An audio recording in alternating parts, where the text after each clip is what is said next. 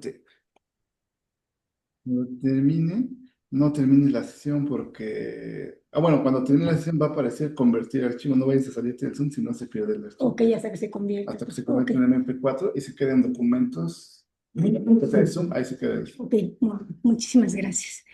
Bueno, pues iniciamos, Camilo, ¿qué te parece? De acuerdo. Sí. Vamos a leer, muchas gracias, sí, muchas gracias. Vamos a leer un breve CBU de Camilo. Hasta luego, gracias. Él nos está acompañando desde Quito, Ecuador. Camilo es doctor en ciencias sociales, menciona en economía aplicada y coordinador general de investigación del IAE, de la Universidad de Posgrado del Estado de Ecuador. Te damos la palabra, Camilo. Bienvenido al Seminario Nómada de Estudios Amazónicos. Hola, Rebeca, Gracias. gracias a ti, a las y los colegas que participan. Y bueno, pues agradecer también la invitación, en este caso, a toda la organización, que es esta red, más bien, llamémosla así, desde fuera la veo yo como una red universitaria, eh, trabajando por esta reflexión. Bueno, no sé si me voy a olvidar, porque está la UNAM, CIALC, al menos la Autónoma Metropolitana, y bueno, los que hemos estado participando. En mi caso, desde el IAEN, que es la Universidad de Posgrado del Estado para la Formación Pública en Política Pública, en realidad. Entonces, pues bueno, yo eh, espero que todo esté, digamos, bien. No quería más corroborar si se puede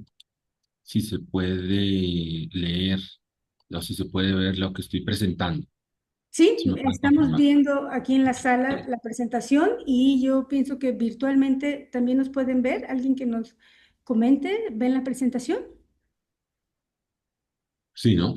Sí, yo creo Bueno, que también, sí. listo. Entonces, yo quería comenzar como con, creo que tenemos más o menos una hora, así como 5:15 de ustedes, 6:15 acá, eh, con un ejercicio como muy rápido, que creo que es importante. Yo estaba mirando el tema, estuve participando no completo en algunas de las sesiones previas, con algunos de los profesores que ustedes han tenido, pues creo que son de lujo, ¿no? Y bastante buenos. Entonces, no le voy a poner predicción completa porque yo tengo aquí un guión que estoy Sí, leyendo. Eh, Espero que eso no vaya a ser una molestia y así me sirve también para poder hacer un seguimiento de que no me pierdan lo que hable. ¿Listo? claro. Entonces, Sí, el primer ejercicio que yo quería hacer era, bueno, eh, mi investigación es sobre algo, o es un concepto clave, digamos, para tener claro de lo que vamos a hablar, es sobre este concepto de ciudad de refugio. Es un ujú, concepto que viene de los estudios sociológicos rurales y sobre todo urbanos de la configuración territorial de la Amazonía colombiana originalmente. El concepto de ciudad refugio sobre todo lo propuso una investigadora colombo-alemana, Lina María Sánchez Steiner, que hablaba de la ciudad refugio y recupera una tradición grande de estudios sobre las transformaciones territoriales que sufrió Colombia producto de la violencia. Sí, ya lo vamos a hablar un poquito más sistemáticamente, pero como para entender la cancha por dónde vamos. Y analizamos lo que ha sucedido en los últimos 20 años en la Amazonía, comenzando por la colombiana, la ecuatoriana, ahora estamos revisando también la peruana. Pero originalmente son como este núcleo de estudios que hubo en Colombia, con esta escuela, llamémoslo así, más urbanista, sobre las ciudades como el refugio frente a los desplazamientos masivos, producto de distintos tipos de violencia. Claro, la violencia por el conflicto armado, pues es la más conocida de Colombia, pero hay otros tipos de violencia medioambiental, conflictos socioambientales, violencias étnicas, etcétera. Entonces, como ciudades intermedias amazónicas acaban convirtiéndose en polos, llamémoslo así, de atracción o de acogida para las nuevas formas de migraciones forzadas, ¿sí? Entonces, Ciudad de Refugio tiene como esta escuela, configuración territorial transfronteriza también tiene una concepción propia que vamos a ver ahora, y las migraciones forzadas, porque como concepto nos permite migraciones forzadas internacionales, nos permite romper un poco las políticas de atención internacional y las políticas nacionales, ¿no?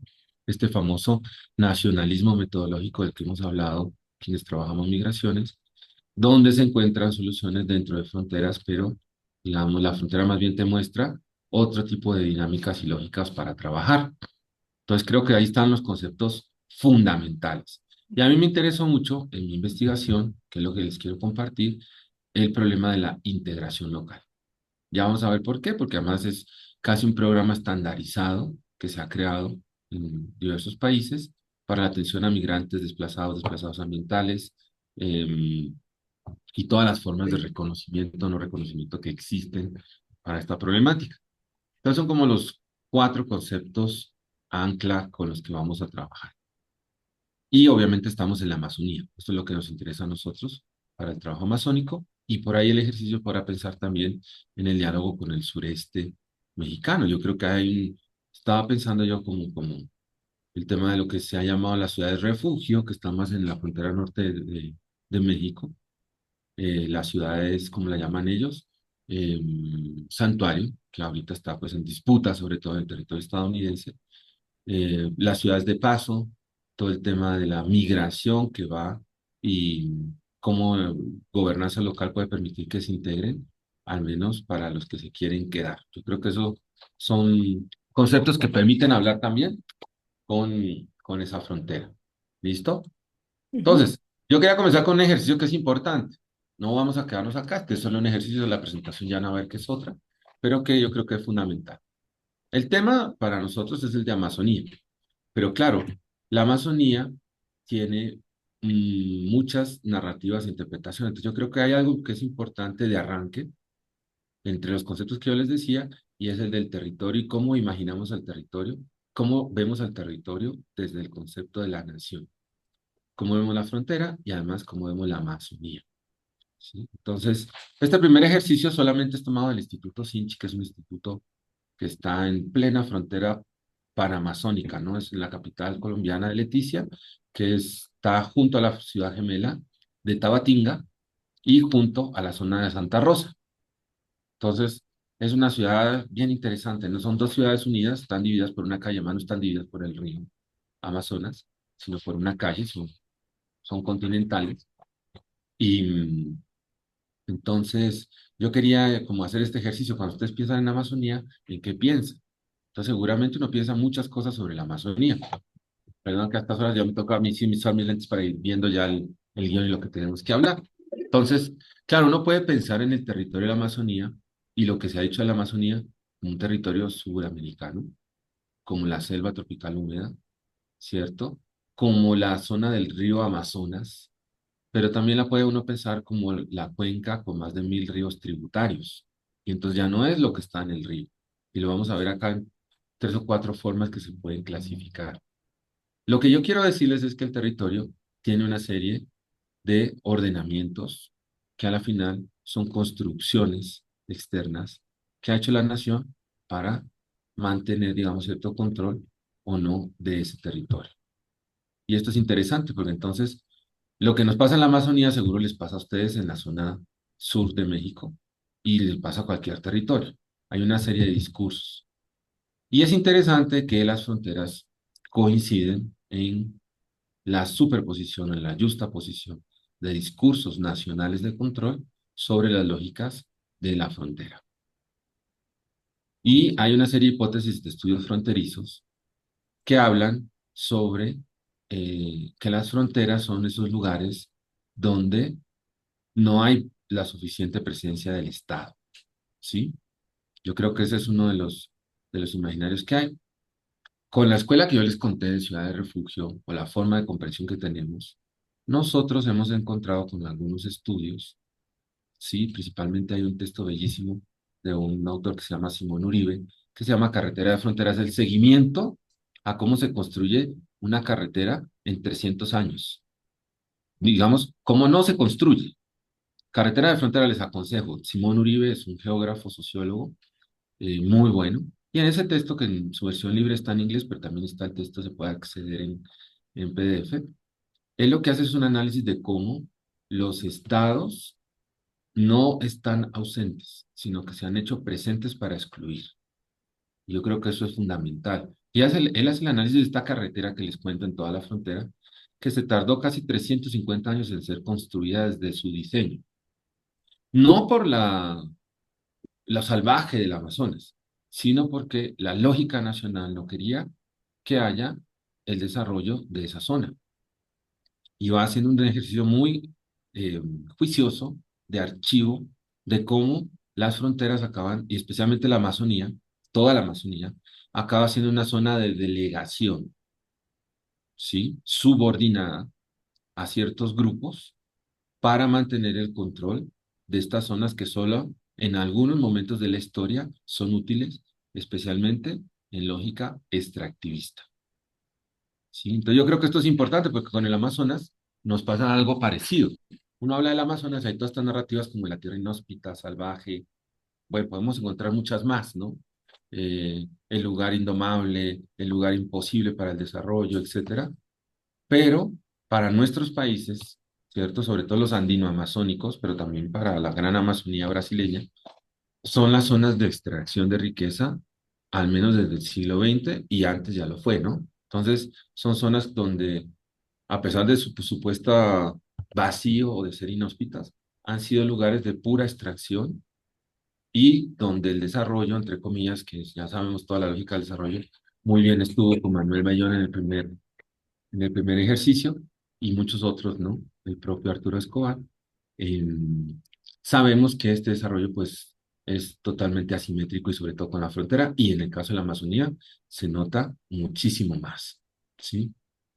Entonces, lo interesante de este texto que yo les comento de Simón Uribe, pero muchos más, es cómo va encontrando esta narrativa de lo salvaje, de lo inhóspito, pero a la vez del lugar donde yo puedo ir a extraer como una justificación precisamente de estas lógicas para generar la asimetría, para entrar solamente a los lugares y los momentos en los cuales yo puedo extraer como nación una riqueza, un producto, un beneficio, y después cómo salgo o delego o subdelego ciertos grupos.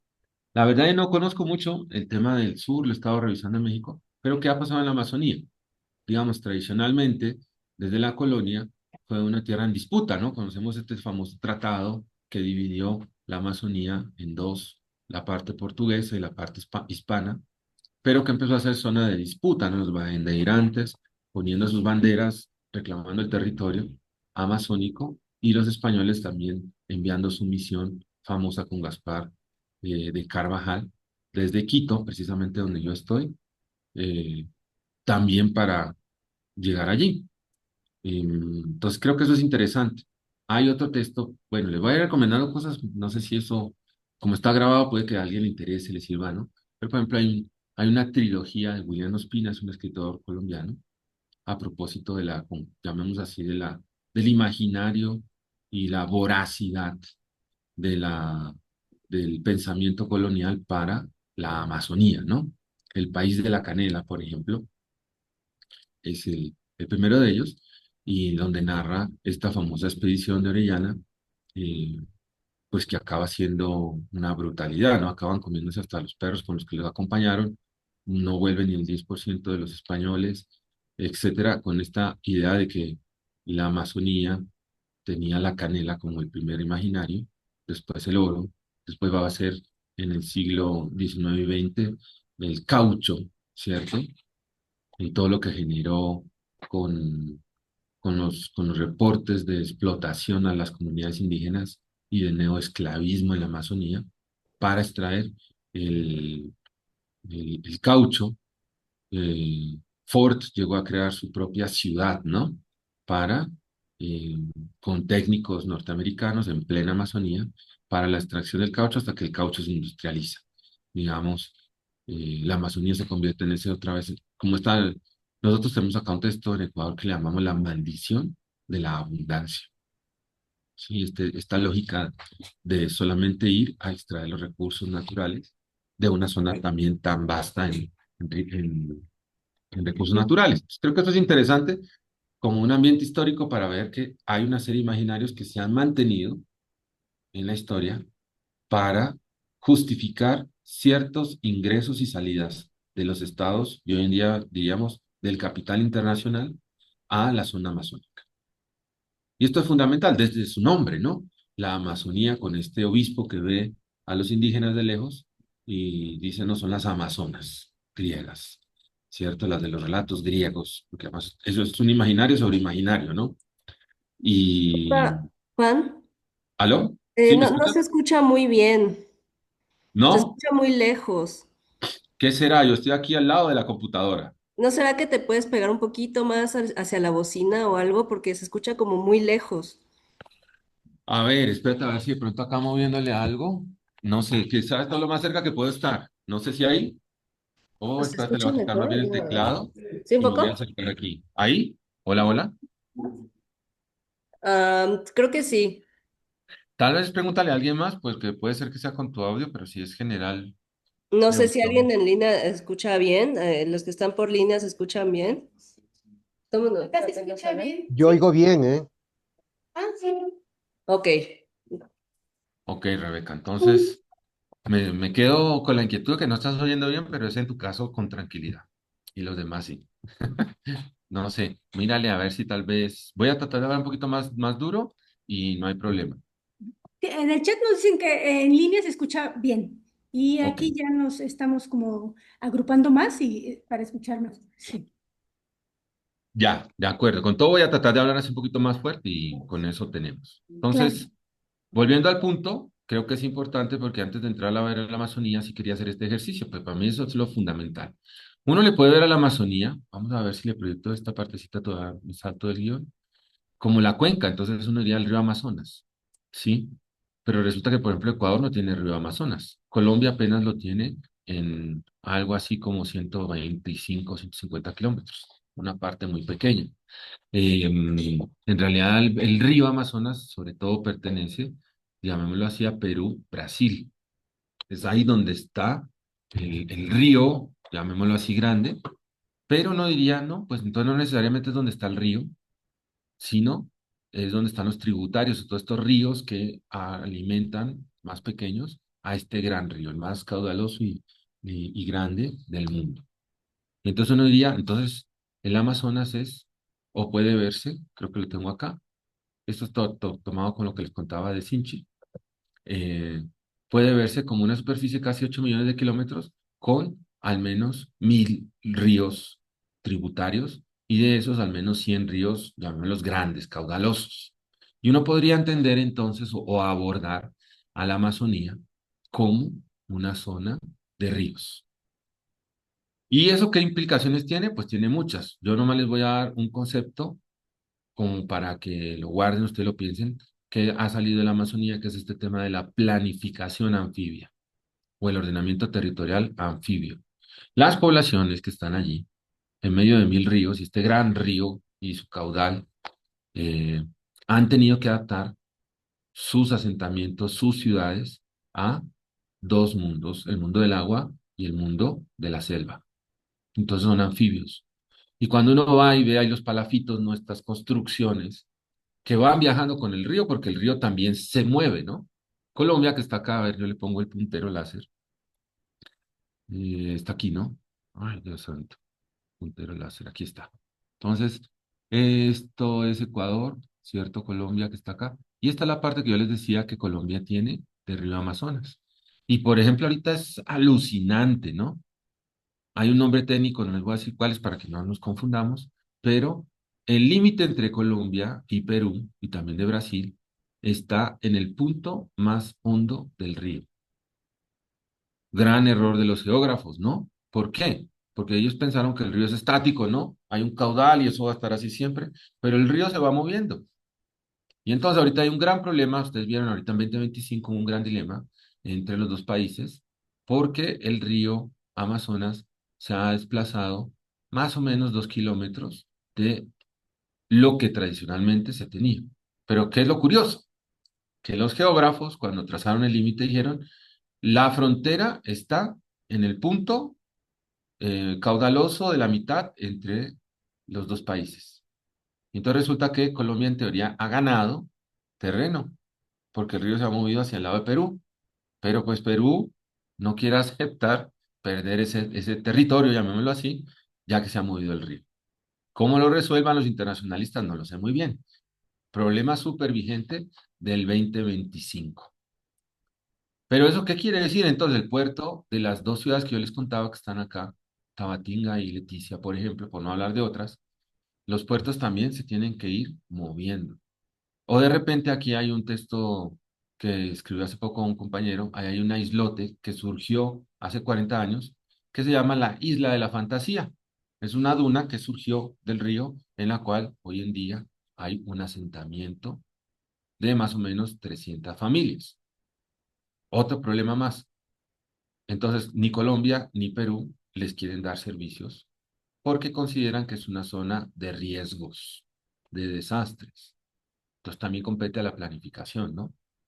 Entonces llevan 40 años sin agua, sin luz, tienen una escuela, se mueven a veces en lancha, son habitantes binacionales y están en un medio de un río que se está moviendo.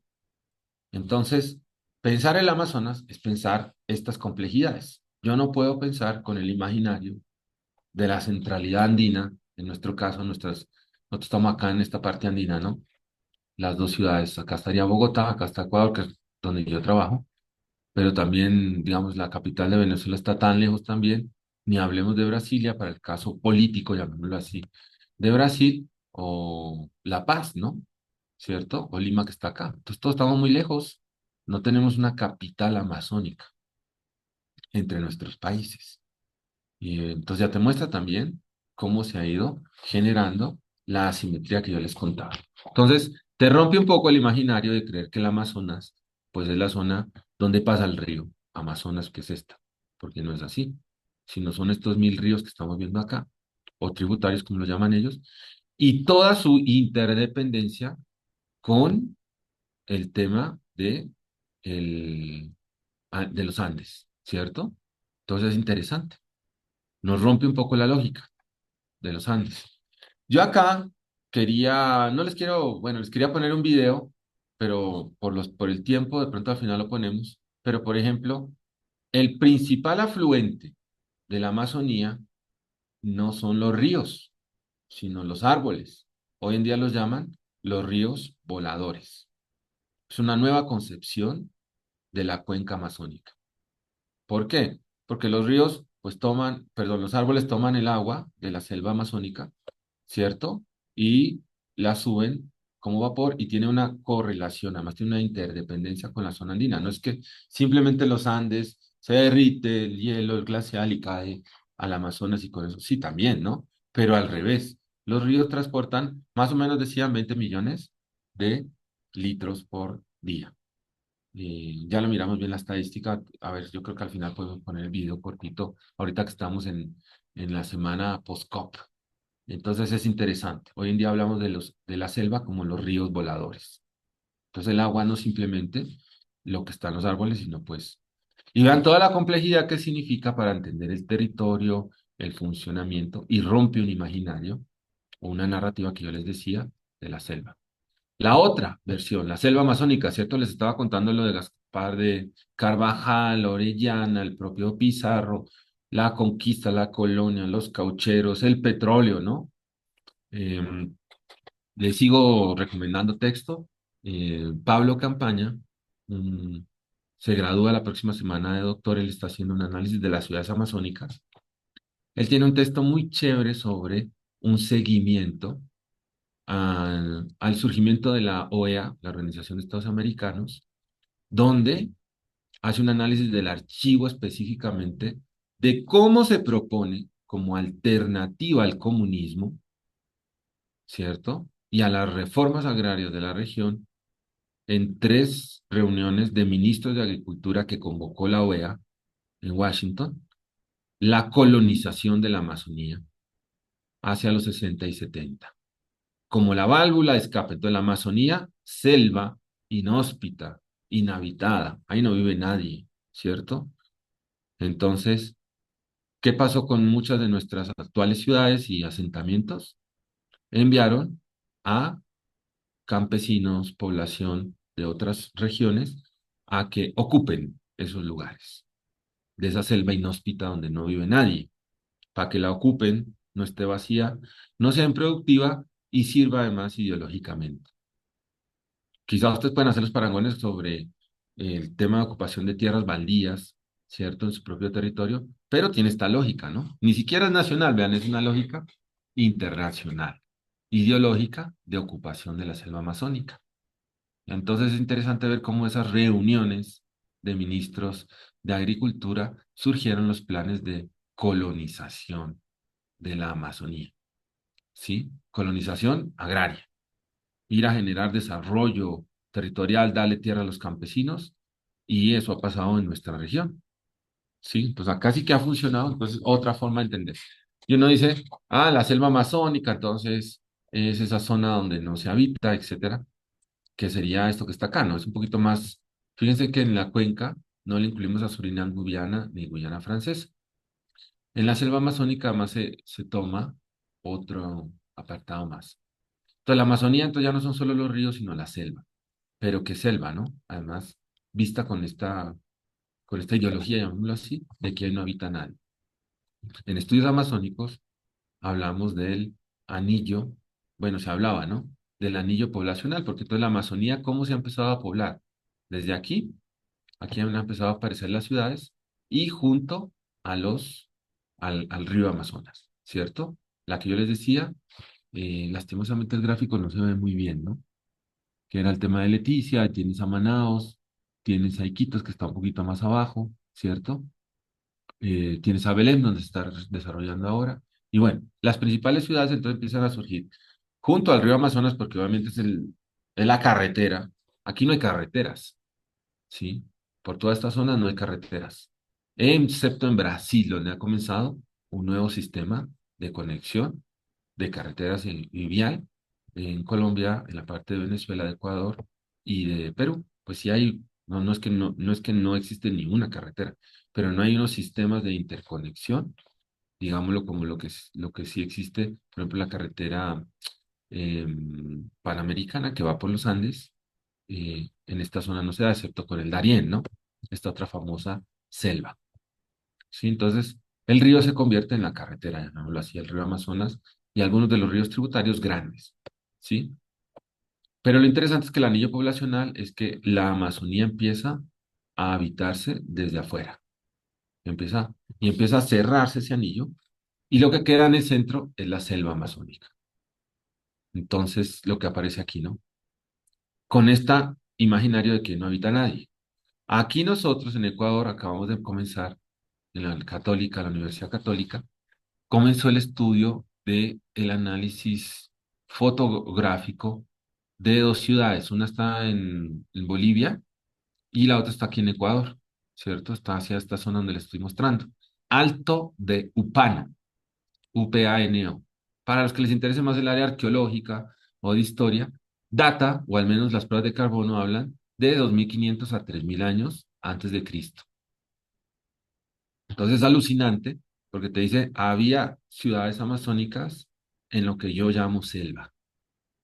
Y lo más probable es que en gran parte de esto que llamamos selva haya habido ciudades, asentamientos.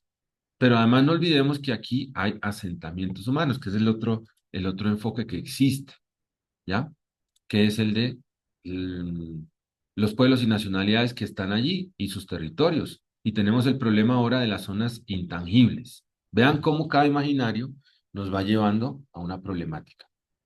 Nombrar es dar poder. Eso ya lo conocemos con el estructuralismo y el postestructuralismo. Entonces, los asentamientos humanos sí que nos muestran también que entonces no es que está tan vacía y no es que yo pueda ir a disponer ni mandar colonos, mucho menos simplemente hacer extractivismo. Y acá están nuevos problemas, si quieren, mucho más actuales, ¿no? Se han tratado de hacer reservas, zonas intangibles, porque, digamos, tenemos estas tesis de que que hay pueblos que no quieren contactarse con nosotros.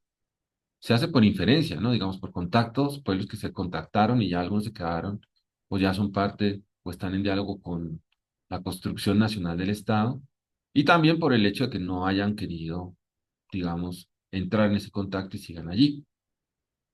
Y hay todo un esfuerzo en toda la Amazonía por respetar estas zonas. En Ecuador tenemos una, ahorita hay un tema con la Corte Constitucional porque una votación ya dijo que no se debe explotar, de todas maneras se sigue explotando en la frontera entre Ecuador y Perú, la zona intangible, precisamente es el famoso Yasuní Tete, y además por los pueblos no contactados. Pero ahí hay petróleo. Entonces el petróleo sustituye la lógica antigua de la colonización agraria, de la zona inhóspita y salvaje que tiene que ser controlada y civilizada, ¿no? Y además, aquí tenemos una coincidencia, quizá ahí me podría usted contar mejor si en su territorio lo hay, es que toda esta zona a quien se le delegó y todavía se le delega en gran parte a las misiones religiosas, ¿cierto? De las órdenes, llamémoslas clásicas del siglo XVIII y XIX. La Compañía de Jesús, franciscanos, capuchinos, josefinos, salesianos, principalmente, ¿no? Y entonces ellos acaban siendo los representantes del Estado. Hay un texto muy bueno. Camilo Mongua, vive por acá, nativo, ¿cierto? Hizo su doctorado sobre el Estado delegado. Ese es el nombre de su tesis y tiene muchos textos a propósito, ¿no?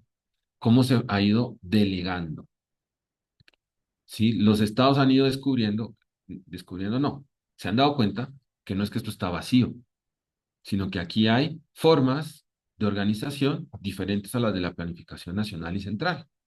Entonces, las de los pueblos y nacionalidades, las de los propios colonos llevan tanto tiempo. Y lo que han hecho es ir dando competencias estatales a estas formas de organización que ya existían aquí. Contradice, ¿ven? Yo creo que esa cuestión de revisar la narrativa y de revisar los estudios nos sirve justo para contradecir, primero, que no está deshabitada, y segundo, que allí ya había, si se quiere, formas históricas, ciudades previas, prehispánicas, formas poshispánicas que se mantuvieron de organización territorial. Y la tesis de Camilo Mongo es muy interesante en esto. Él va mostrando cómo los estados detectan esas formas y le van dando cierto poder y competencias y cómo incluso contabilizan, ¿no?, a la población y la generan. Hay otras tesis en relación a los conflictos territoriales, por ejemplo, el famoso entre Ecuador y Perú, que pide la ocupación de ciertas partes de la Amazonía junto a fortines militares, precisamente por ver que es una debilidad de la seguridad o de la soberanía del Estado tener la frontera, entre comillas, vacía. Y entran a irrumpir, ¿cierto? Y es una planificación, pues, poco loca, que rompe toda la dinámica interna. A quien le guste más la cuestión antropológica, por ejemplo, acá está la profesora Ana María Durán. Ella ahorita creo que está en Yale o en Harvard, es una profesora arquitecta que hace una revisión junto con muchos investigadores de otra imaginario que rompe esta lógica de la selva. Y es que, por ejemplo, eh, tenemos una forma, llamémoslo así, la forma ancestral, en algunos de los indígenas, no en todos, de que ellos van haciendo lo que llamamos la chacra, ¿cierto? Habitan y van construyendo una especie, llamémoslo así, de espacio en el cual tienen sus propias formas de agricultura para la sostenibilidad de la familia, pero lo interesante es que los estudios antropológicos muestran que lo hacían hasta para las siguientes 6 o 7 generaciones. Lo que quiero decirles es que muchos asentamientos nosotros vamos y vemos selva, pero resulta que es una planificación de hasta 6 o 7 generaciones de, llamémoslo así, sistemas de cultivo con plantas endémicas y agrícolas para solamente tener autosostenibilidad. Y es muy interesante, ¿no? Es una lógica, si se quiere, más micro, pero que muestra el porqué de la sostenibilidad de los asentamientos de muchas de las comunidades milenarias en esa región. ¿Sí? Pero también, pues para que le guste este tema, Ana María Durán cita a muchos etnólogos, biólogos, que van viendo cómo los pueblos y nacionalidades, o digamos nuestros ancestros en esa zona, y han introducido plantas, formas, ¿cierto? Han alterado el paisaje en lo que nosotros consideramos que es selva. Entonces, son formas de reconstruir o de ver la complejidad de esta mirada, que yo creo que es quizás lo más importante que yo les puedo decir, más allá de mi tema que sí, que es el de las ciudades. También uno podría decir que la Panamazonía, y entonces ya no es ni la selva, ni la parte hídrica, sino es la parte más geopolítica, o política más bien en este caso, eh, de los países, de los 9 países, que tienen alguna de estas categorías, ¿sí? Otros hablan de la región de la Gran Amazonía y se va ampliando, ¿no?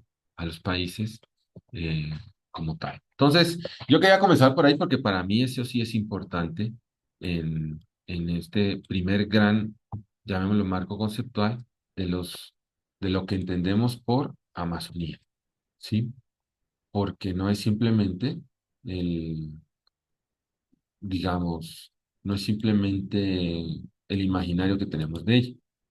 Y dentro de la Amazonía, pues yo hice mi investigación sobre, ya les conté, ciudades refugio, configuración territorial, que ya más o menos les conté, transfronteriza y migraciones forzadas. Esto que ustedes ven en la foto no se ve lastimosamente muy bien. Es una foto de una ciudad colombiana que fue arrasada, si no estoy mal, fue en el 2016, sí, 2016, ¿cierto? Por una avalancha. Entonces ustedes ven que el río que pasa acá, ¿cierto? La ciudad de Mocoa se llevó a estos barrios. ¿Por qué esta foto? Para comenzar ya la parte más de la investigación que yo hago. Porque en estos barrios vivían migrantes forzados, lo que está acá. O sea, personas que fueron desplazadas por la violencia. Y entonces resulta que estas personas que fueron desplazadas por la violencia encontraron en una ciudad amazónica una suerte de refugio, llamémoslo así, o de lugar de asentarse para escapar de la violencia, pero acabaron en zonas de riesgo, que finalmente pues acostaron la vida a muchos, ¿no? Más o menos se habla de 2000 que fallecieron en esta avalancha, de los cuales el 66% eran o desplazados por violencia reconocidos o en proceso de ser reconocidos. Y entonces, esta foto, esta es una foto del día posterior a esta avalancha. A mí me parece que es muy decidora acerca de estas lógicas que suceden en la Amazonía y que pueden pasar que digamos, de hecho son parte de la historia de nuestra configuración urbana, ¿sí? Entonces, mi tesis o mi investigación se enmarca en esta zona entre Colombia y Ecuador, que es una región que ha sufrido sobre todo el problema de la violencia. A mí que me interesaba o que preguntaba en, en en esta investigación. A mí sobre todo me interesaba este tema del desarrollo de los asentamientos y cómo la llegada de estos migrantes forzados transformó el territorio, la lógica del territorio y de las ciudades, con este concepto de ciudad refugio. Pero además, me parece que había desde ahí, uno podía, siempre es interesante preguntarle a los casos, el diálogo general, había mucho para pensar en esto de la famosa integración local, ¿sí? ¿Por qué el problema de la integración local era importante para mí? Porque yo me empecé a topar o a encontrar que casi todos los programas, llamémoslo así, de asistencia humanitaria, de ayuda, de atención a migrantes, a refugiados, etcétera, eran programas que decían que hay tres soluciones, ¿cierto? Que hay tres soluciones. La primera, que los desplazados o refugiados vayan a un tercer país. Eso pasa en el 6% de los casos, mínimo. Y cada vez menos, y sobre todo a países del sur. Conocemos lo que pasa ahorita con Estados Unidos y Europa, ¿no? Cierre total de fronteras, no reconocer a los refugiados. Ahora incluso están buscando una modalidad perversa, que es mandar a terceros países, ¿cierto? A los solicitantes de refugio para que ya no estén en su territorio. Y pagan a terceros países, creo que estamos con Honduras, ahorita Ecuador entra en la lista, no estoy muy seguro cuál más, ya están recibiendo con unas contraprestaciones, no sabemos muy bien, pero ya no se quiere. Entonces, me parecía importante porque entonces, reasentamiento, difícil. Retorno, complejo, sobre todo si estás en zona de violencia. Entonces, todos los programas de atención a migrantes y desplazados acaban siendo programas de integración local. Intégrenlos como puedan. Y detrás de eso yo encontré el problema, digamos, mi gran problema general, si se quiere académico, era este tema de la financiarización, llamémoslo así, o contabilidad de la ayuda.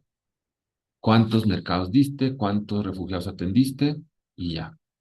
Y encontré programas de verdad perversos, ¿no? Hay programas de graduación de pobreza a los refugiados. Entonces, después de 4 capacitaciones en emprendimiento, y de recibir $200 en ayuda humanitaria, se gradúan de pobres y ya no tienen, digamos, acceso a ayuda humanitaria.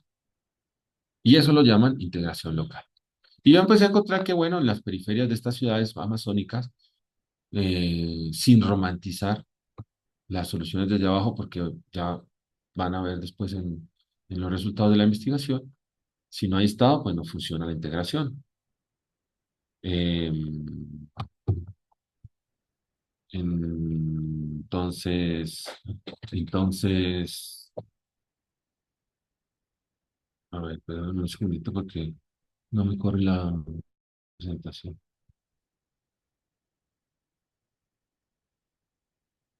No, no pasa, ¿cierto? Bueno, aquí ya volvió. Ya, entonces, ya pasó, pues, algo le pasó aquí, se me trabó. Entonces, me interesaba sobre todo ver esas lógicas en las cuales, cómo hicieron para integrarse, por qué estos migrantes forzados ambientales por violencia acabaron yendo a, a estas ciudades, porque ya no se fueron a las grandes ciudades o a otros países, sino que se quedaron en la frontera. Entonces, a mí me parecía importante debatir este tema de las migraciones forzadas, las soluciones duraderas que llama esta atención internacional y cuestionarlas desde estos esquemas, ver cómo pasan, digamos, cómo se transforman los territorios urbanos periféricos y las zonas híbridas fronterizas y rurales en contextos de conflicto y cómo la gente que llega allá, digamos, trabaja sus soluciones, pero ya les digo, sin romantizar, porque finalmente sí, lo que le estaba diciendo es, sin Estado esto no funciona. O se precariza mucho la vida o se tarda mucho el tiempo en el acceso. Son problemas que ya conocemos, ¿no? De la ciudad autoconstruida o de los asentamientos formales e informales, pero con una terminología propia, más bien pensándolo allí, ¿no? Por ejemplo, nosotros no hablamos dentro de esta escuela de estudios de de invasiones o de tomas de tierra, sino de asentamientos autoorganizados, más que de invasores, de colonos ciudadanos y de transformaciones urbano-territoriales. Entonces creo que también es importante hacer el esfuerzo epistemológico de construir las propias categorías para ese ejercicio. Bueno, entonces me voy a saltar un poco más el esquema digamos, tan académico, pero la hipótesis principal es que las migraciones sí siguen una lógica dentro de este contexto de lo que ya llamamos ciudad-refugio y son una solución para la integración en la periferia, siempre. Sí, no es que es una solución integral, total, pero sí por lo menos en esas periferias se van consolidando en sus propias soluciones, ¿ya? ¿Por qué era importante para mí esta zona transfronteriza? Dos ciudades. Están a 50 kilómetros más o menos en línea recta, aunque dependiendo de por dónde uno vaya, varía la distancia. La migración forzada en la ciudad colombiana de Mocoa, cerca de la frontera amazónica, llegó a ser del 66% en el periodo que yo estudio. Sobre todo, a mí me interesaba el periodo 2000-2015, que fue el del mayor conflicto colombiano, aunque eso ha seguido siendo así. Como tendencia en el periodo 2020, 66% de población extra a la de esa ciudad llegó por motivo de la violencia, migraste forzado. Pero además, en la otra ciudad que es pasando la frontera, en el mismo periodo llegó a ser el 32%. Entonces, piensen ustedes como un planificador local, una autoridad local. Digamos, el dilema de la atención y todas las lógicas que genera que llegue casi la mitad de una población completa a una ciudad. Eso significó, además, un incremento casi del 30% del perímetro urbano para Mocoa, el surgimiento de 18 asentamientos que hoy en día son barrios. Y el agua agrio no fue así, más bien no se concentró, sino se dispersó en la zona urbano-rural y en la zona, digamos, la fronteriza, pero toda la población se volvió, llamamos una población flotante, pero a la vez permanente. Y entonces también nos muestra esta cuestión tan interesante. Bueno, esto es un poco de la metodología que yo trabajé. Yo estoy haciendo un estudio longitudinal cualitativo que lo comencé en el 2007. Me falta un par de años para poder cerrar y publicar el seguimiento a familias de estos 4 asentamientos. Me han interesado 4 asentamientos que ya les cuento por qué.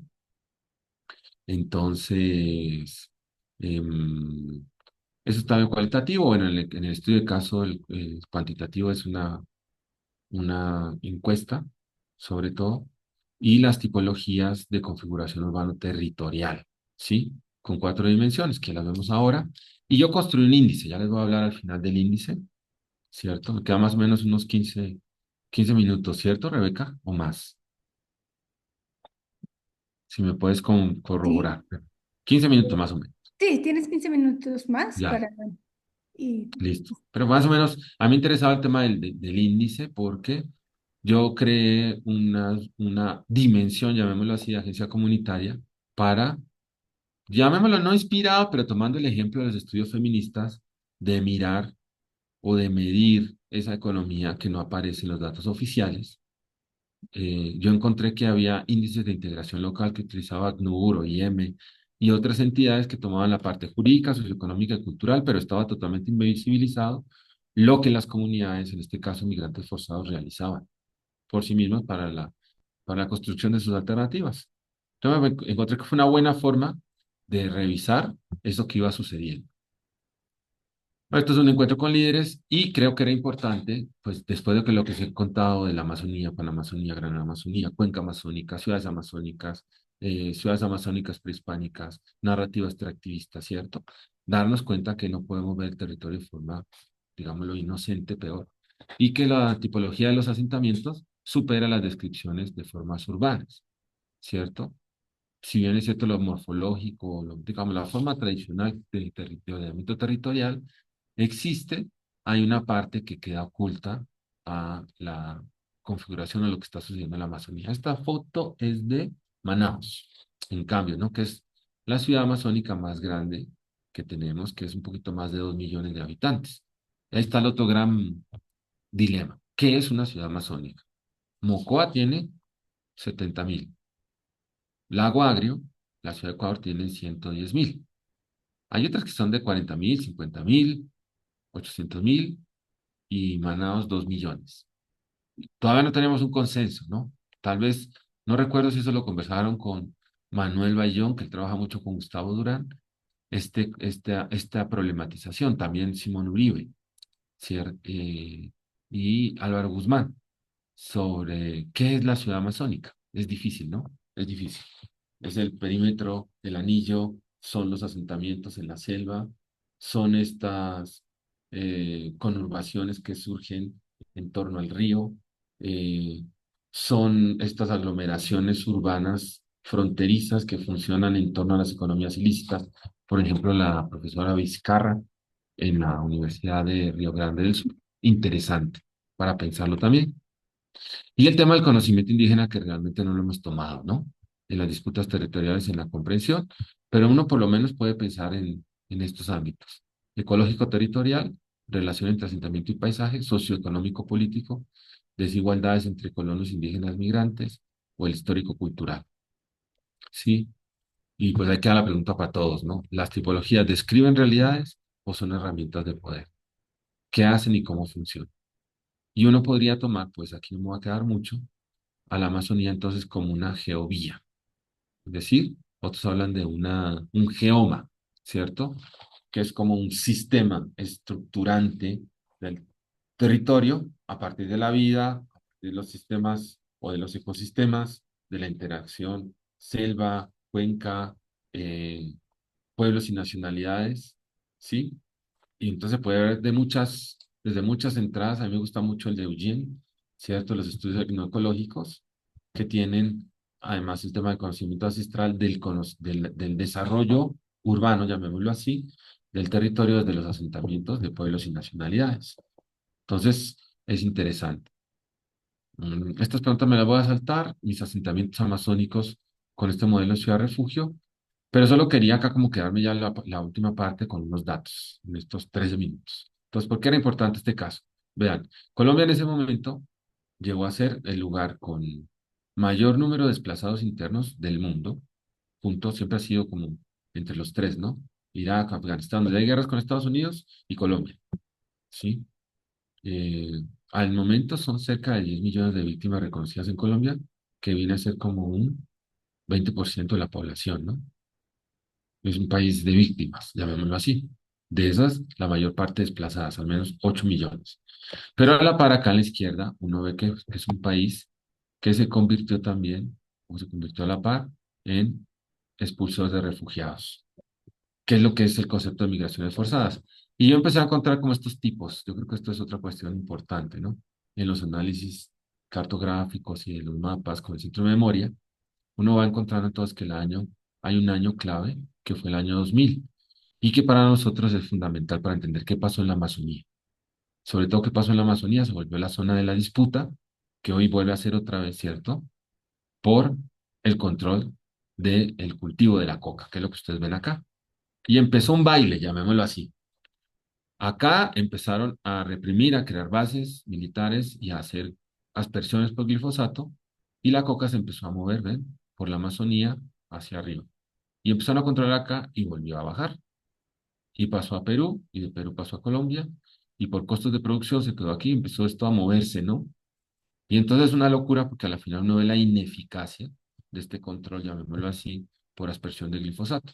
Lo que sí pasó es que por estas lógicas del territorio y de la ocupación del territorio y la violencia, si se quiere, del territorio, la población empezó a salir. ¿Ven este hueco que está acá, no? Sí, creo que se ve con el puntero, ojalá que sí. Pues este puntero es el de mis ciudades. Acá, en esta zona, digamos, es donde quedó llamémoslo así, un espacio fuera de conflicto, quizá por, hay muchas razones, ¿no? Y es donde la gente empezó a moverse. Tradicionalmente se movían a las grandes ciudades, que es lo interesante. Y esto es lo mismo, ¿no? Entonces, ¿cómo queda? Esta es la zona que yo les menciono, ¿no? Esto que está acá. Y todo lo que ustedes ven son esto, este es un mapa que salió, que lo armé con este geoportal, para mostrar, vean todo lo que está en rojo. Aquí está Mocoa y aquí abajo está la Guagre. Entonces, acaba siendo otra vez la Amazonía una zona de intervención, en este caso geopolítica, geoestratégica, y es donde comienza esta famosa lucha contra el narcotráfico, contra la hoja de coca, que en sí misma no es narcotráfico, y a la final acaba generando una serie de disputas en territorio que acaba desplazando a la población. Si les gusta más la sociología rural, o sea, ahí hay una gran profesora, María Clemencia Ramírez, que hace una revisión precisamente de todos los movimientos, digamos, cocaleros, de todo lo que significó para ellos, o lo que entendían ellos por el cultivo de la coca, y el tema, llamémoslo así, de la criminalización de una planta y de una forma de producción que no tiene nada que ver con el narcotráfico, con la industria y peor con los intereses geopolíticos de controlar el consumo en otros lugares y que acabas afectando aquí a la zona y desplazando a la población. ¿Sí? Entonces, vean, Mocoa es esta ciudad. Lo mismo que les cuento, vean, esto que yo les contaba es el nivel general de Colombia.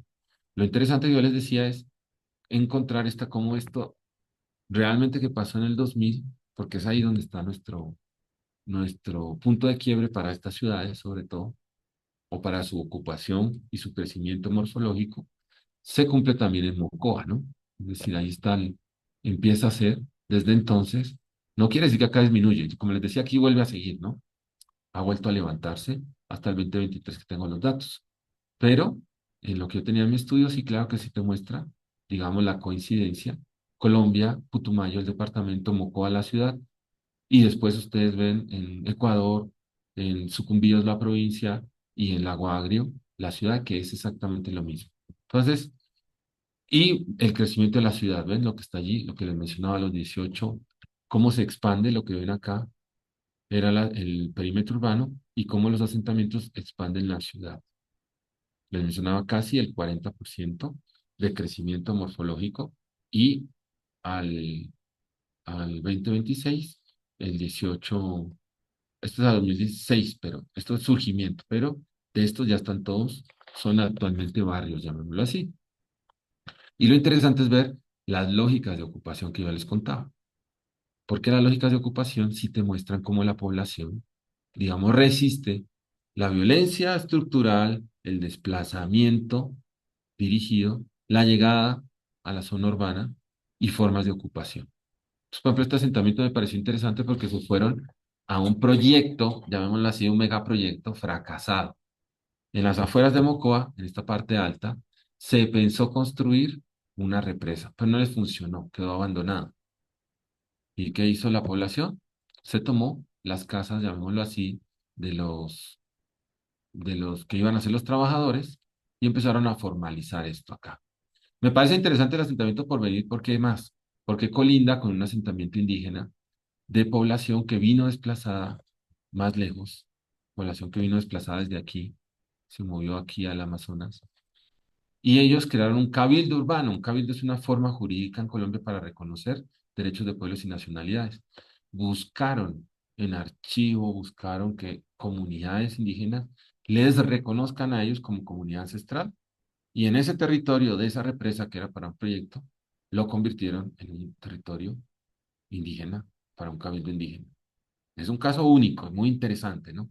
Eh, Ahí va el nombre, se me va ahorita. Es Huasi, en una parte, ya me voy a acordar de la otra parte. Es la comunidad Yanacona. Y hoy en día eso existe y es un cabildo. Y además tiene un tema de protección ahora ambiental, etcétera. Entonces, ¿cómo puedes cambiar o alterar las formas de ocupación? Bueno, aquí no me interesa tanto. Paraíso, ¿por qué me pareció interesante? Porque en Paraíso ves, como yo les mencionaba, la avalancha, la población acabó asentándose en una zona de riesgo y tuvieron que moverla a otra zona. Entonces, llega toda la comunidad y después tiene que desplazarse toda la comunidad. Entonces, lo que les voy diciendo es que fuimos encontrando tipologías, al menos 15. Yo les estoy contando, digamos, las 4 que a mí me parecieron más importantes, pero hay muchas más que son comparables, si se quieren, como estrategias grupales de ocupación en los, llamémoslos así, asentamientos de las ciudades amazónicas, y que provenían de los conocimientos que tenían de sus zonas de origen en las formas de organización campesinas, si se quieren ver así. Entonces, ese es el movimiento interesante que encontramos en esta investigación, ¿sí? En la anterior, fíjense, fue el tema de ocupar, y ellos sabían cómo organizar, llamémoslo así, el barrio, la región, estaban aislados de la ciudad. Además, se trasladó toda la comunidad a un nuevo territorio, ¿sí?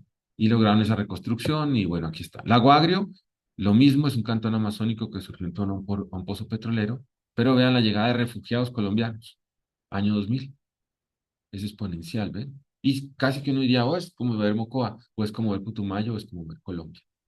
Y entonces, acá sí que había algo interesante. Este estudio por primera vez compara refugiados versus desplazados, para darse cuenta, digamos, las tipologías iguales, las formas históricas iguales, las llegadas, las tendencias también, ¿sí? Los incrementos, cómo llegó la población, digamos, a la zona. Y empezamos a encontrar estos asentamientos con, por ejemplo, este hacer se compara con el de Paraíso de Mocoa. Esto que ustedes ven son todas las formas. Ellos hicieron unas cajas de autoahorro y compraron tierra, pero por ser colombianos en Ecuador, refugiados, no tener el estatus pleno de ciudadanía, los fueron moviendo dentro de la ciudad, como Paraíso, ¿no? Pero allá fue por una zona de riesgo y la movieron a otra zona.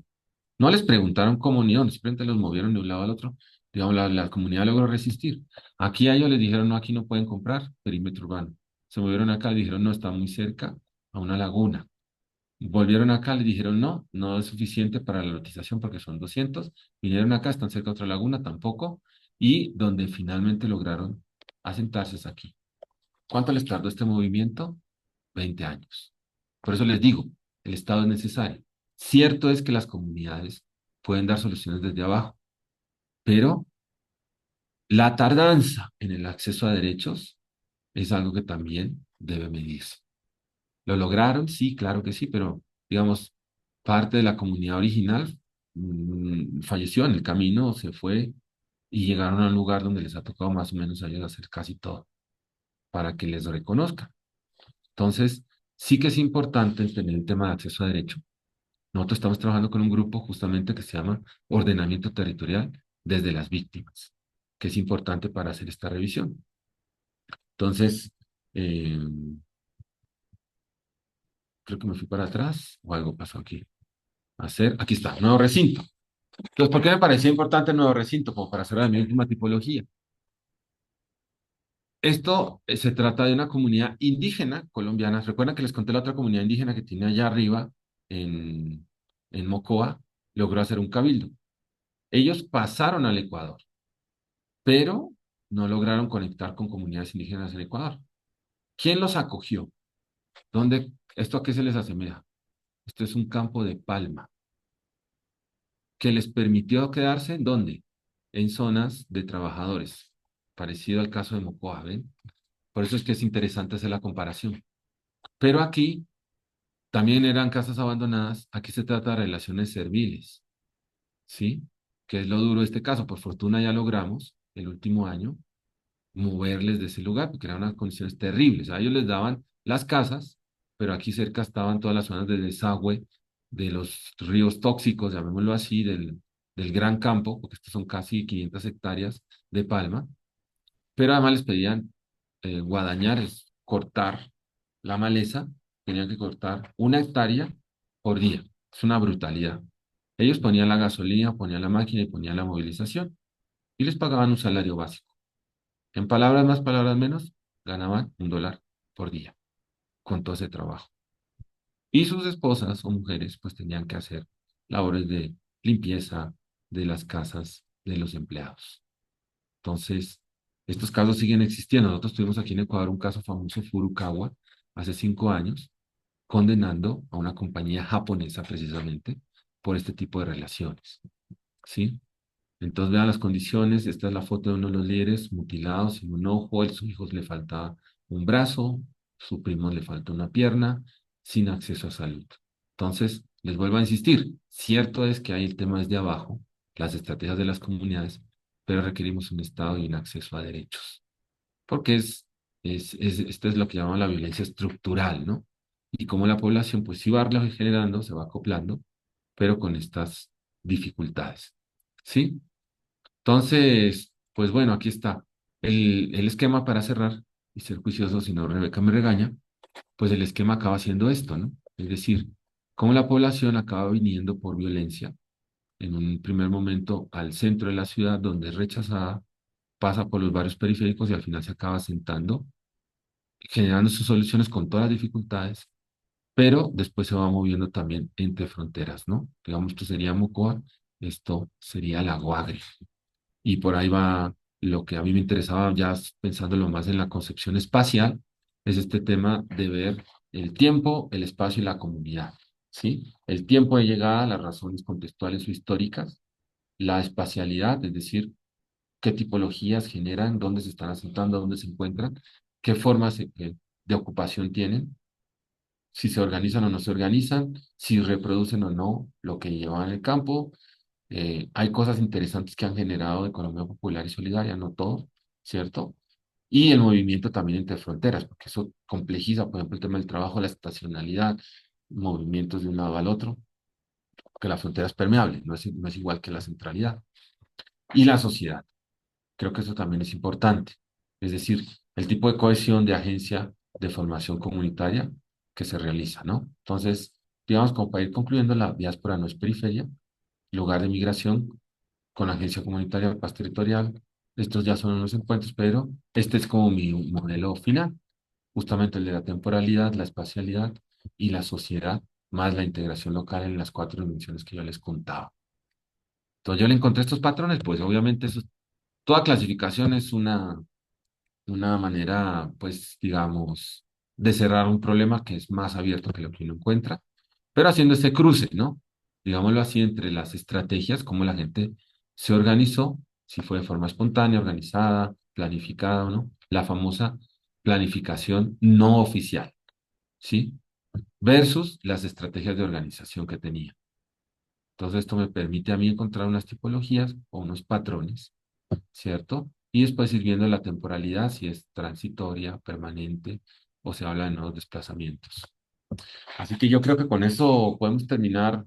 Estos eran como los mensajes claves ya de mi presentación y de los encuentros que hemos tenido. Quería cerrar con esta nada más, Rebeca, en los últimos 2 minutos. Este fue un reconocimiento que hicimos al fundador de la ciudad ecuatoriana, que resultó ser un desplazado de los 50. Entonces quiere decir que la violencia de la colonización, la violencia, digamos, política, la violencia al desplazamiento, la violencia al petróleo, se unifican. Y él tiene un libro que se llama Y no los devoró la selva. Y quería cerrar con esto. En Colombia se hizo un libro que se llama La Vorágine. No sé si alguno lo leyó, pero allá eso es un libro de culto, llamémoslo así, porque es un escritor muy conocido, José Eustacio Rivera, que habla precisamente, el Putumayo tiene un libro, un reporte, el famoso reporte del Putumayo Rojo que se hizo del Congo y del Putumayo, denunciando a la compañía de la Casa Arana, ¿no? Y la esclavización de los indios para la explotación del petróleo. Entonces, con esta excusa, José Eustacio Rivera, una novela romántica, hizo una historia donde los personajes van y ven, contemplan esta violencia, ¿no? Es muy famoso el prólogo porque es algo así como, antes de conocer a mujer alguna, jugué mi corazón al azar y me lo ganó la violencia, ¿no? Así comienza la novela. Y termina con el cónsul de Colombia en Brasil narrando que la pareja se perdió, se fue a la selva y dice, y los devoró la selva. Así termina la novela de la vorágine. Pero vean el nombre tan violento. La Amazonía es la vorágine que te come, que te consume. Y esa novela termina diciendo, y los devoró la selva. Pues este colombiano desplazado construyó ese texto, lo estamos ahorita reeditando, ¿cierto? Y de Alfonso Muñoz, que dice, y no los devoró la selva. Él fue un desplazado y dice eso, ¿no? La historia de Colombia está colmada de desplazamientos forzados, familias y pueblos, desde la conquista, naciones enteras de nativos se vieron obligados a huir dejando viviendas, parcelas abandonadas. Creo que esto es importante, ¿no? En aquel entonces los desplazamientos eran dentro del territorio colombiano. Había terreno fértil para colonizar, así que las familias campesinas desplazadas encontraban nuevas tierras donde establecerse. Los colonos, que en su mayoría antioqueños, se desplazaron a las tierras vírgenes, pero esta nueva colonización por violencia, ¿cierto? Traspasa la frontera y no es, digamos, está ahí, pero esas comunidades logran salvarse de esa famosa ser devorado en la selva, ¿no? Así que bueno, pues esto por ahí yo cierro, les agradezco y más bien quedo atento a inquietudes o comentarios. Y gracias de nuevo por la invitación. Pues muchísimas gracias, Camilo, por la ponencia que nos acabas de compartir y sobre todo cómo la dividiste, ¿no? En este primer acercamiento conceptual para todos los que estamos aquí presentes, cómo vas definiendo, pues, importantes categorías para explicar pues, un territorio como tal, una apropiación territorial, ¿no? A través del espacio, del uso del espacio, que eso me parece interesante. También creo que esos procesos de colonización se siguen viviendo actualmente. Preguntabas de igual forma, ¿qué pasa con el sureste en México, ¿no? Bueno, en el caso podríamos compartirte de Chiapas, Tabasco, Campeche, que son ciudades fronterizas con Guatemala. Bueno, pues está en Chiapas, por ejemplo, el río Suchiate, y que, bueno, ahí arriban toda esta migración global de diferentes lugares, pero que ahora esa frontera se ha militarizado, ¿no? Se ha militarizado y esa es la presencia del Estado, la militarización y también el narcotráfico, ¿no? Entonces, los migrantes sufren toda esta explotación y expropiación, ¿no? Del espacio, de sus propios cuerpos, ¿no? Incluso desapariciones también forzadas, ¿no? En ese contexto está, pues, esa frontera. También me pareció muy interesante cuando hablas, sin Estado no funciona, ¿no? Mencionabas eso. Y yo te preguntaría por qué. ¿Qué hay de esto que nos mencionabas de la organización local, de la autogestión, de las ciudades que ya estaban anteriormente? Manuel nos mostró unas imágenes arqueológicas de unas ciudades que ya eran milenarias, que ya funcionaban como tal, ¿no? Y en ese sentido, pues, ¿cómo se define la ciudad, ¿no? Esos ciudades refugios. Y bueno, ya, por último, en estos desplazados migrantes sobre violencia, ¿podrían también estar los desplazados por cambio climático? Ujú. En ese sentido, bueno, creo que ahí lo dejo y abrimos una ronda de preguntas. Aquí los colegas que están presentes o de manera virtual también podemos leer o abrir sus micrófonos. Eh, los que nos acompañan de manera virtual, ¿alguien tiene alguna inquietud, alguna pregunta, alguna reflexión? Vienen los compañeros que están aquí presencial, van a pasar.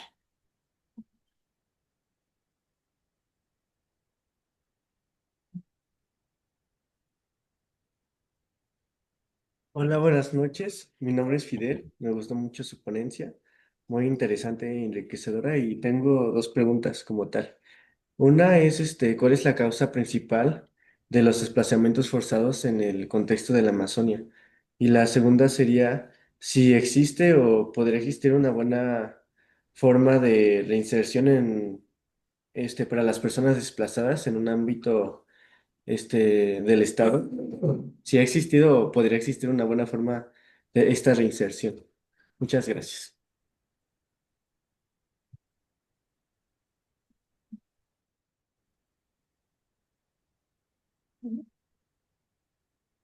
Vamos respondiendo, ¿cierto? Uno a Sí, uno, sí, sí, Rebeca. respondemos.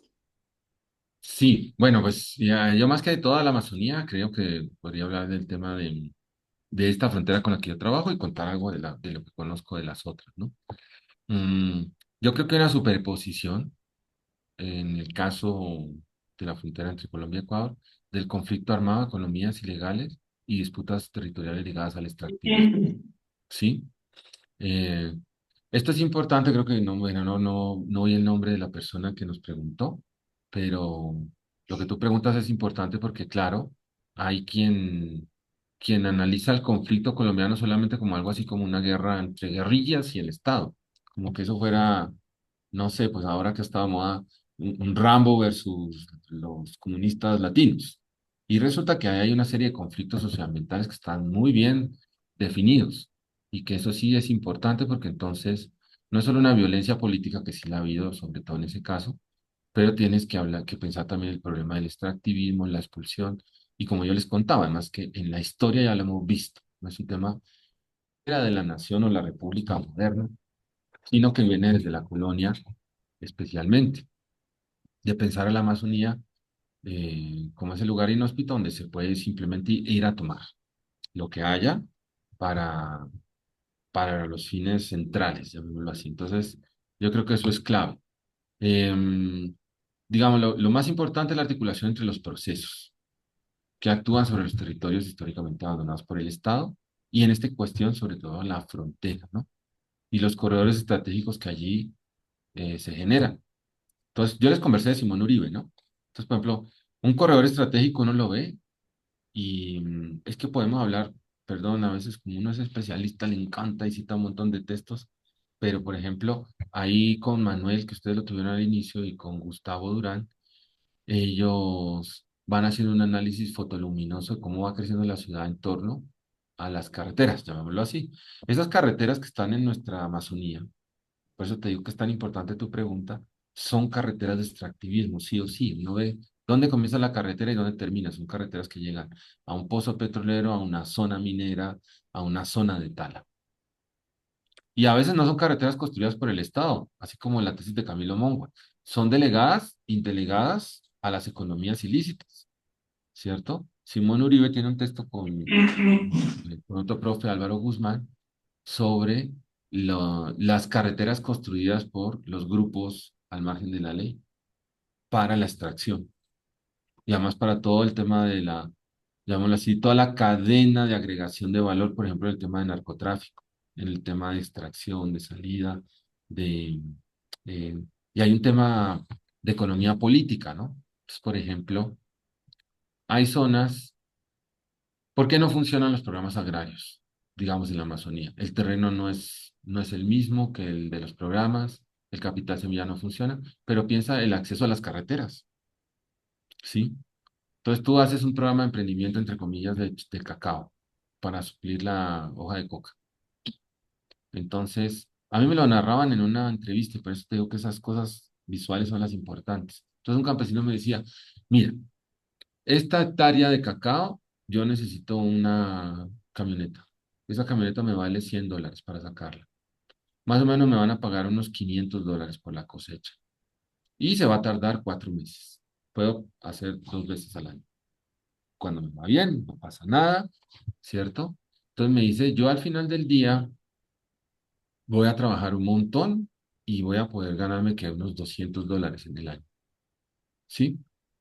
Y él me decía, esta misma hectárea de coca yo la aprendo a volver una base de 3 kilos y en eso gano 4 veces más.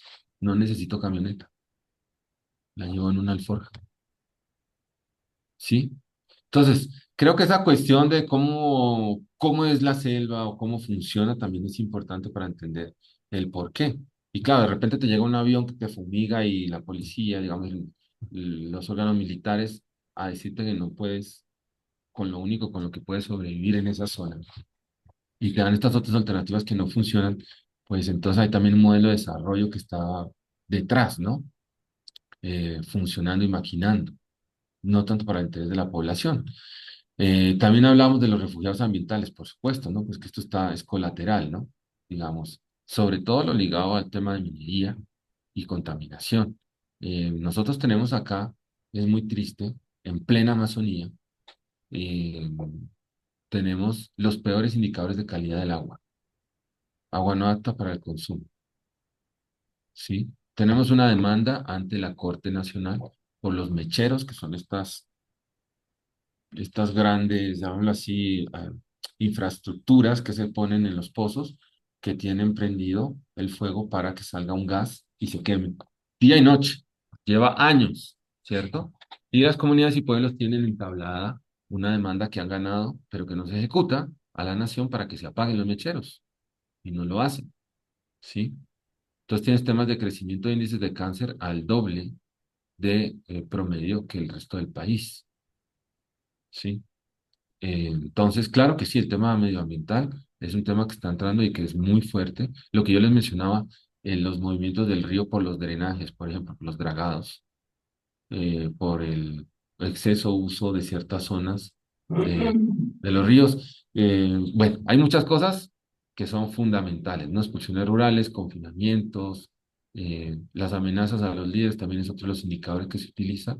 Hay un observatorio de la OTCA, que es la Organización de Tratado de Cooperación Amazónica, ¿cierto? Se llama el ORA, el Observatorio Regional Amazónico, que mide todo este tema de los conflictos socioambientales, digamos, ya con data más importante, pero sí, por supuesto.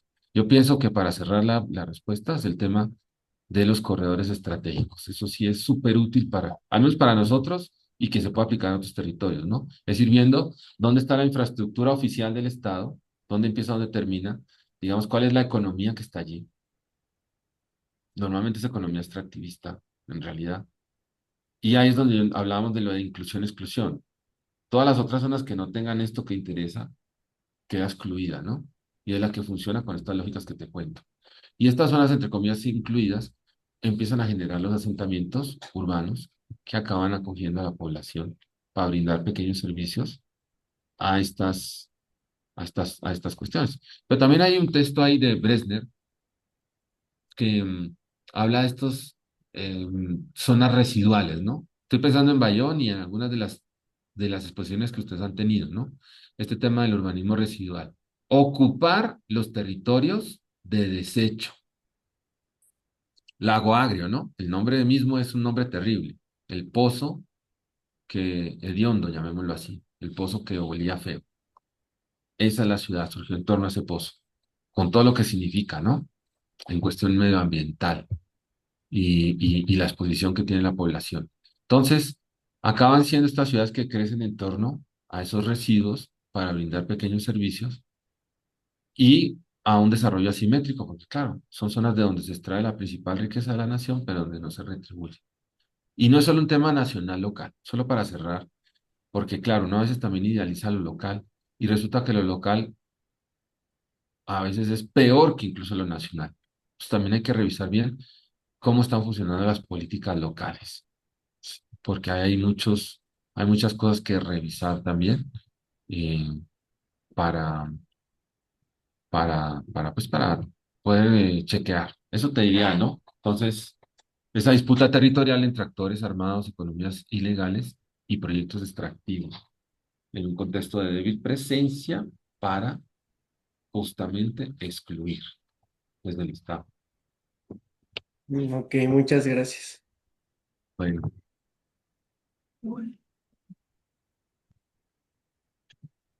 En el público tenemos alguna otra pregunta, el público virtual que nos acompaña. Mm. Pueden abrir sus micrófonos si tienen algún comentario, alguna duda.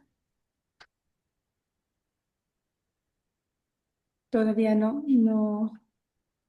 se animan. Ah, ok, bueno, Pues no sé si mientras se anima alguien, sí. yo te voy a compartir como que acá en la grabación, Ajá. solamente creo que quería compartir después este tema de cómo armamos el índice, este índice periurbano y digamos la lógica, vean, esta es la diferencia de lo que nos dio entre las dos ciudades, lo que yo les contaba, el poder medir también cómo la comunidad o lo que hacía la comunidad, ¿no? Nosotros llamamos a camingas, aportes, cajas de autoahorro, autoconstrucción, etcétera, que no se contabilizaba.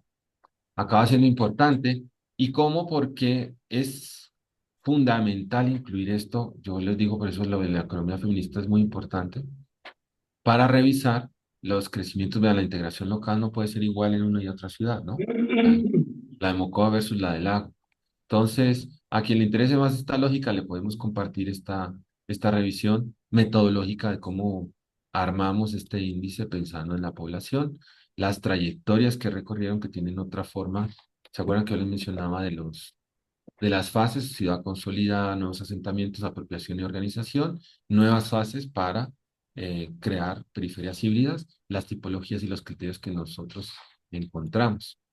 Aquí está es el tema de más bien de la gobernanza y cómo se puede pensar, digamos, cómo llegaron a las ciudades, cómo se expande esta parte del corredor periurbano, que después acaba integrándose entre dos núcleos, y la relación entre centro y periferia de la ciudad y dónde se asientan. Creo que esto también es importante, digamos, de la cuestión territorial.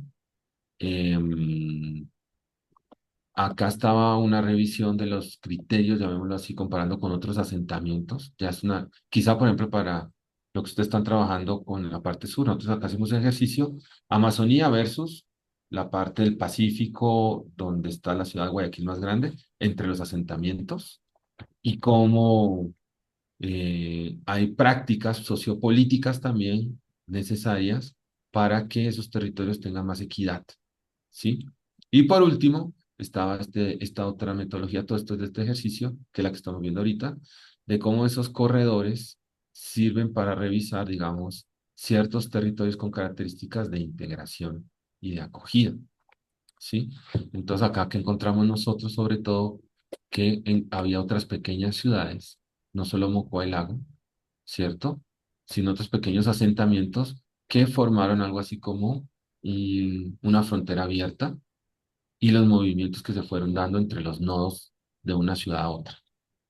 Eso como para cerrar, también lo vamos a compartir ahí con Rebeca, para quien le guste más la parte metodológica.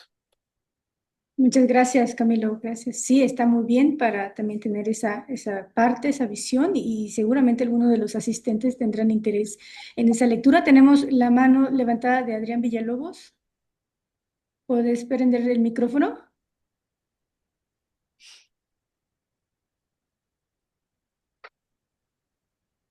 ¿No nos escucha? ¿Nos escuchas, Adrián? ¿Tenías la mano levantada? Bueno, en lo que abre su micrófono, esto que comentabas también de esos procesos de colonización que se han llevado a cabo en la Amazonía y creo que también pasa aquí, ¿no? Recuerdo Bolivia, por ejemplo, como en los 80, en los 70 también tenían esas políticas de colonización, de apertura, ¿no? Hacia Ujú. lugares inhóspitos, ¿no? Donde según ellos no habían habitantes, sin embargo, claro que había pues, diversas culturas, de algunas ya hemos hablado. Y es parte de esa política de colonización del Estado, ¿no? Como ya se ha funcionado en México también, lo de las misiones que estuvo muy presente, el Instituto Lingüístico de Verano, ¿no? Aquí lo hubo, aquí lo hubo. Sí, sí, y que también incidieron en los procesos de revitalización lingüística, perdón, sí, de revitalización lingüística, pero con el español, por ejemplo, con la incidencia del español generando materiales para Ujú. aprender el español a partir de la escritura, ¿no? En su propia lengua. Y entonces fueron evangelizados también con fines religiosos, ¿no? De esa por ese lado, y creo que también en varias partes, ¿no? En general de Latinoamérica hubo esta presencia misionera muy, muy fuerte y de castellanización y de evangelización, ¿no? Por otro lado, también quisiera preguntarte, ¿no? Esto que nos cuentas de la isla de la fantasía, ¿no? Estos asentamientos, cómo estos habitantes se han quedado desprotegidos, ¿no? No se hacen responsable, incluso ni siquiera el Estado, ninguno de los dos países por ellos. Entonces tienen que gestionar sus propias formas de poder existir en esa, pues en ese medio que han hecho suyo, ¿no? Sí, de acuerdo. Esto,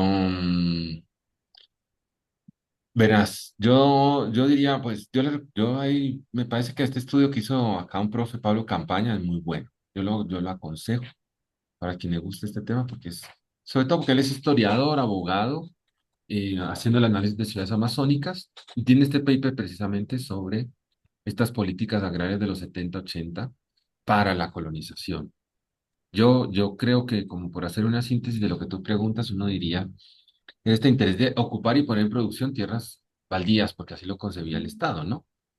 Digamos, cinco cosas claves ahí. El aliviar la presión sobre las tierras que ya no querían compartir, digamos, por la reforma agraria, definitivamente no la querían hacer. Entonces, trasladaron esa presión para otro lugar. Eh, Generar la frontera agrícola o expandirla. Digamos, la Amazonía no es vista como la selva, sino para sustitución de cultivos o para implementación de ganadería o para la propia eh, economía ilícita o para las commodities, etcétera. En estos contextos medio de guerra, de construcción de Estado, las zonas vacías. Que se ocupen zonas vacías. Uno ve toda la historia de las zonas misioneras y es eso, ¿no? Estos son los míos y van a respetar, y a ellos les delego la función del Estado y acaban siendo procuradores, casi alcaldes, etcétera, ¿no? Eso es bien importante. O empiezo a crear ciudades en zona de frontera que me permitan vigilar en torno a batallones, zonas simbólicas de guerra, etcétera. Está este tema que yo les mencionaba de los territorios inhóspitos, ¿no? De Bresner, este gran eh, analista del territorio en la inserción al mercado global. Entonces, ¿cómo le inserto a la Amazonía al mercado global y al mercado nacional? ¿Y cómo la inserto? Pero no para desarrollarla, sino dentro de lo que le asignó la cadena de valor del mercado internacional o de la globalización. ¿Qué rol le dio la globalización a la Amazonía? La extracción, madera, ¿cierto? Está concentrado. Maderas, minas y petróleo, ¿sí? Últimamente agua y algunas cosas así, el medio. Pero ese se le asignó una función a ese territorio y la tiene que cumplir. Entonces el Estado se subordina y subordina al territorio a cumplir esa cadena. Y acompañar obviamente la expansión petrolera de los años 70-80, eso es fundamental. Entonces, estrategia de poblamiento, colonización en torno al modelo petrolero, porque por ahí va surgiendo las carreteras, etcétera. Las tensiones de apropiarse de los territorios de los pueblos ancestrales, ¿sí? Acuerdos informales, las disputas. Acá tenemos disputas entre población negra e indígena que, pues, por ejemplo, los trasladaron prácticamente, ¿no? A mediados del siglo XX. O entre colonos del sur que se los llevaron de luego una sequía y los botaron en la Amazonía que desarrollen pues la ciudad. Entonces, con todo el conflicto que eso genera. Y la vulnerabilidad respecto al, no sé, a actores armados o a las propias empresas. eh, Y además todo ese imaginario, ese imán de vas a tener tu tierra, es productiva, te vamos a dar, eh, promesas políticas, populismo, ¿no? También te doy la tierra, pero sin agua, te doy el agua, después la luz, te doy la luz, y así le tienes 20 años con una función clientelar útil a ciertas votaciones. No te interesa que la persona acceda al desarrollo o a los derechos, sino mantenerle allí, digamos, el máximo del voto, me decía en una entrevista un alcalde. Entonces, yo lo llevaría por allí. Y por último, esto que mencionabas de los mecheros, aquí también se ve, ¿no? Esto que todo el tiempo están prendidos, por ejemplo, en Tabasco, Campeche, que son ciudades petroleras, ¿no? Y que inciden en la salud de los habitantes. Por supuesto, esas enfermedades que se están generando no son reconocidas o no son ni por el Estado ni siquiera por el servicio de salud, ¿no? Las adjudican a otras múltiples formas, ¿no? De adquirirse y muchas de ellas, ¿no? Por ejemplo, el cáncer, ¿no? Bueno, la leucemia es generada por la continuación de los mantos acuíferos, ¿no? Por pues, estos mecheros que están las 24 horas prendidos, ¿no? Ujú. De acuerdo, sí. Este caso es famoso acá en el país y bueno, veamos, pero son procesos largos, ¿no? Ah, yo me olvidé decirles, aquí tenemos el tour tóxico, que es triste, ¿no? Que es este de visitar las zonas, entre comillas, de remediación ambiental que nunca fueron remediadas. Estas piscinas, hay estos líquidos que salían junto al petróleo, ¿no? Entonces fueron creando unas piscinas y las dejaron ahí y están contaminando los ríos, contaminando la selva de forma continua y ya Ecuador ha perdido dos veces, eh, digamos, juicios internacionales en el famoso tema de estos tribunales internacionales privados para la disolución de disputas que acaban siendo, pues, puras pérdidas y dejarte sin herramienta, ¿no?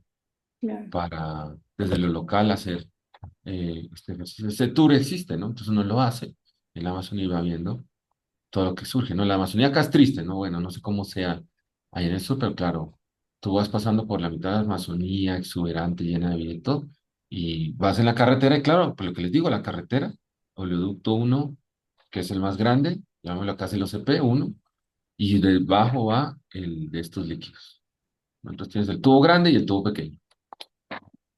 Acabamos de tener desastres ambientales durísimos, ¿no? Este año ha habido dos.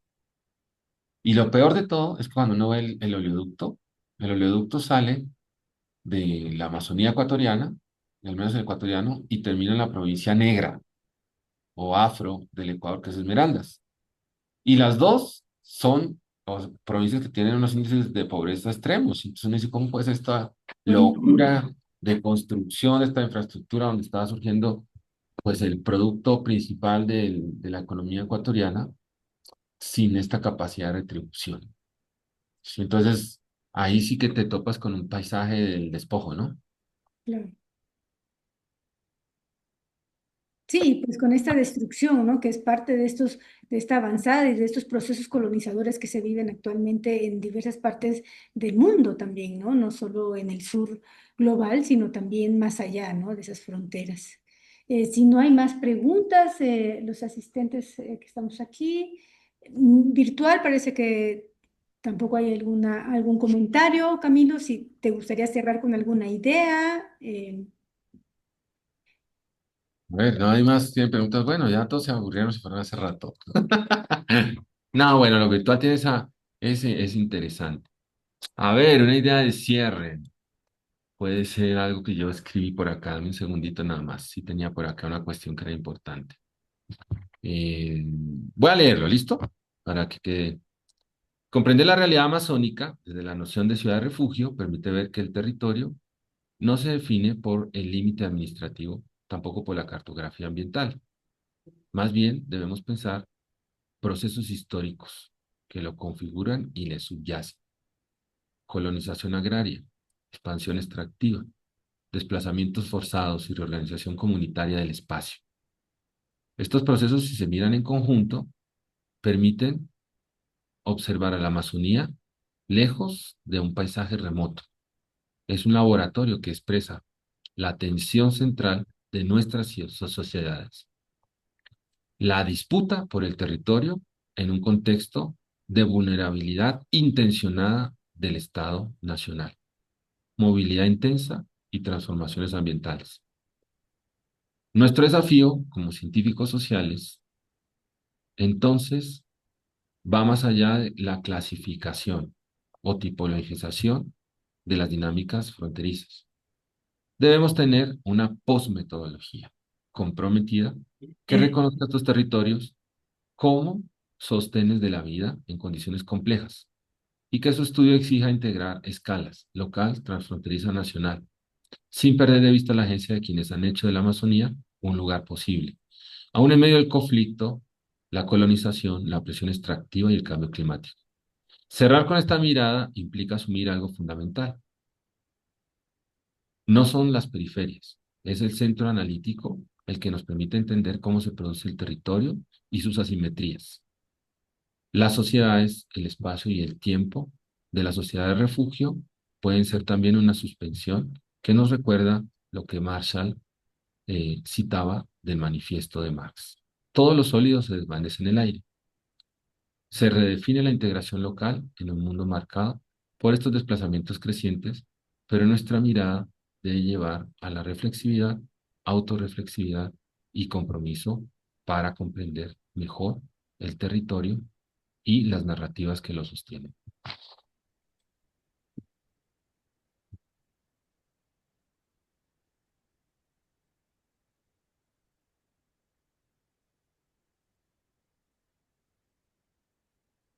Pues hay corazones con este cierre que nos has leído, que nos has hecho también reflexionar, pensar.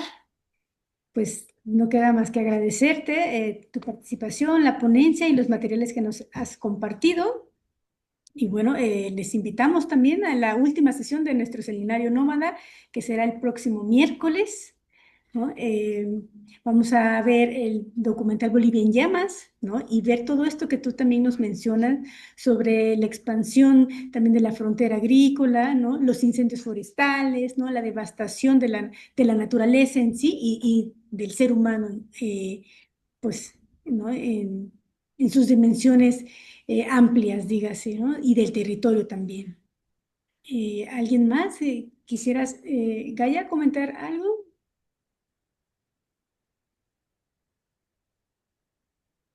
No, solo agradecer a Juan Camilo la exposición y bueno, invitar a la última sesión. Muchas gracias. Saludos. Bueno, Laia, Rebeca, Francisco, Frida, Adrián y los compañeros que están conectados. Gracias también. Gracias, Camilo, muchísimas gracias y bueno, estamos en comunicación. Bueno, un abrazo. Igual.